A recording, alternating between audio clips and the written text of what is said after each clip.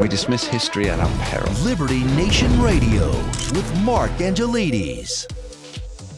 And we're back with Liberty Nation's legal affairs editor, Scott Cosenza. Early in the show, we were talking about Julian Assange, WikiLeaks founder, and his new bid for freedom. But what I really want to delve into now, Scott, is how the process of his release, essentially for time served now, is going to impact the First Amendment going forward. Because there's an issue here, isn't there, Scott? He's, as you've pointed out, in your opinion, he's been prosecuted for journalism. And up until this point, he's been essentially, I guess what many people would call a martyr for the First Amendment. Yes. But now that he's pleaded guilty, doesn't this set a rather, let's call it a troubling legal precedent in terms of he has been prosecuted and pleaded guilty, and that guilty charge has been accepted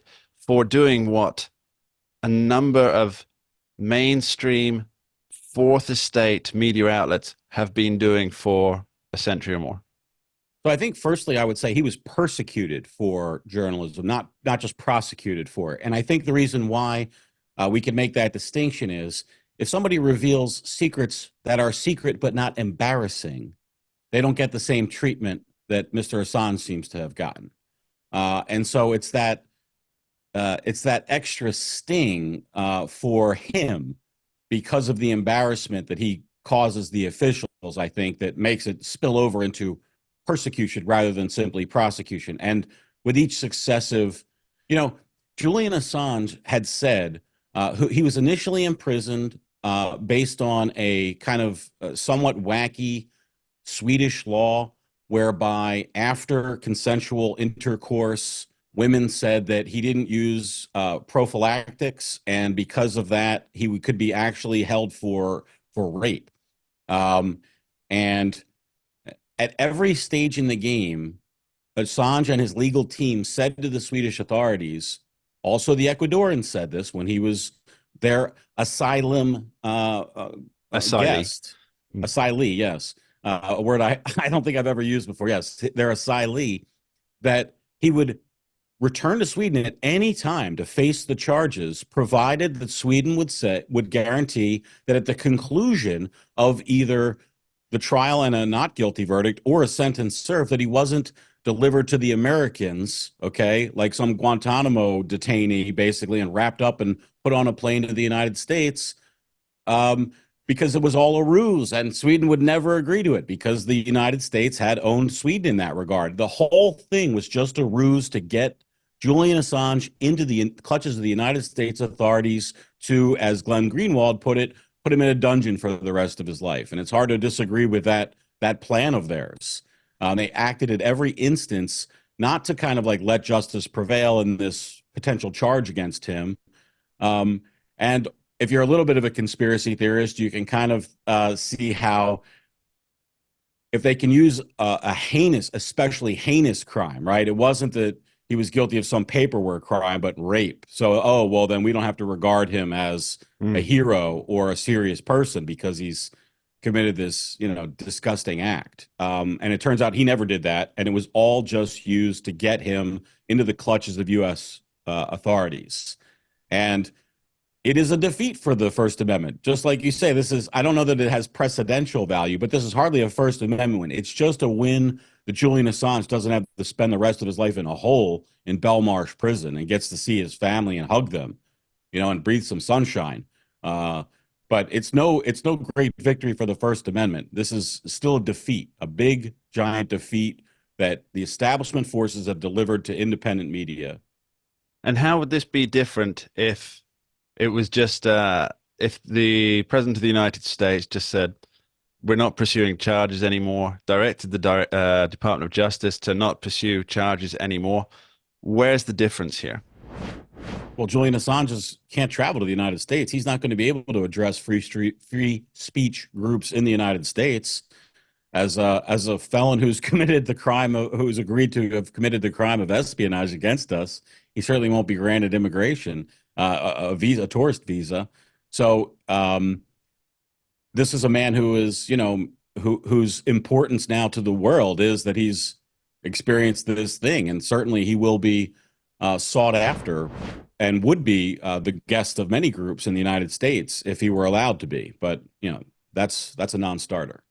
So there's a couple of ideas I want to run by, and these are not my ideas. I will. Can I just interrupt and add one more thing? Sure. Just quickly. The word was that Donald Trump was going to do just what you said, call the Brits and say, okay, we're done with this guy, and that it was Pence and the security state who couldn't abide it. And they're the ones who pressed for his continued imprisonment and required it. On that topic, just a brief aside, recently at the Libertarian nominating convention, Donald Trump turned up as a guest speaker and agreed to commute the sentence of Ross Ulbricht. And Scott, when he made that appearance, you were in the room, and Liberty Nation was one of the very first outlets to actually report that he had promised to commute the sentence of Ross Ulbricht, the founder of the Silk Road Mark, we were the website, first to confirm it from the Libertarian Party side, as I understand it. Which was it's a good scoop for us, a very good scoop for Liberty Nation there, I think. Now, Ross Ulbricht, sure, he's well known within certain circles for being somebody who perhaps deserves the generous release based on what he's done. He's a nonviolent criminal who was sentenced to multiple life terms. Now, why wasn't there anything about Julian Assange there? Well, I spoke to several of the campaigners, as you would say, or activists who were involved heavily in the Free Ross Ulbricht movement. And it was a commutation that Trump agreed to, by the way, just for people's information, because it could be a pardon or could be some other things. But it's a commutation, which means he just won't have to serve the custodial portion of his sentence, but he'd still be a felon. And the reason why is because he is a U.S. citizen sentenced by U.S. courts for a nonviolent crime to multiple life terms. And those are the reasons why. And that the impetus was to get it moving against Ulbricht. But I can tell you that most of the people I spoke to would happily have said yes, if given the power to release Julian Assange or argue against those charges. They're not anti-Assange's freedom. They just, are pro-Ross Ulbricht's freedom and thought they could get a win there. And, of course, they did. They extracted that promise from Donald Trump for coming to the convention and having the, platforming him, I guess, is the language of today. Let's pop on your political analyst hat rather than your legal hat, if we may, for a second, Scott. Okay. Now, is there a political benefit to the Department of Justice and I guess the State Department? No, I'm just laughing, Mark, because they did it. All you have to, the question answers itself. That's the only reason why they do anything. They see a political benefit, or else they wouldn't have done it. This isn't a legal thing. This is them saying, yeah, there's definitely a political benefit. Do you expect Julian Assange's face to be on posters at Joe Biden rallies saying, "Thanks, Julian. Thanks, Joe"? Somebody in that organization convinced somebody with the power to do it that it was going to benefit them, and that's why they did it. And on that, I am 1,000% confident. Otherwise, it doesn't get done. Final question for you, Scott. So, Scott, I want to read this quote to you, if I may. So, Seth Stern of the Freedom of the Press Foundation, he said that it was, I'm quoting here, alarming that the Biden administration felt the need to extract a guilty plea for the purported crime of obtaining and publishing government secrets. That's what investigative journalists do every day. What's your take on that?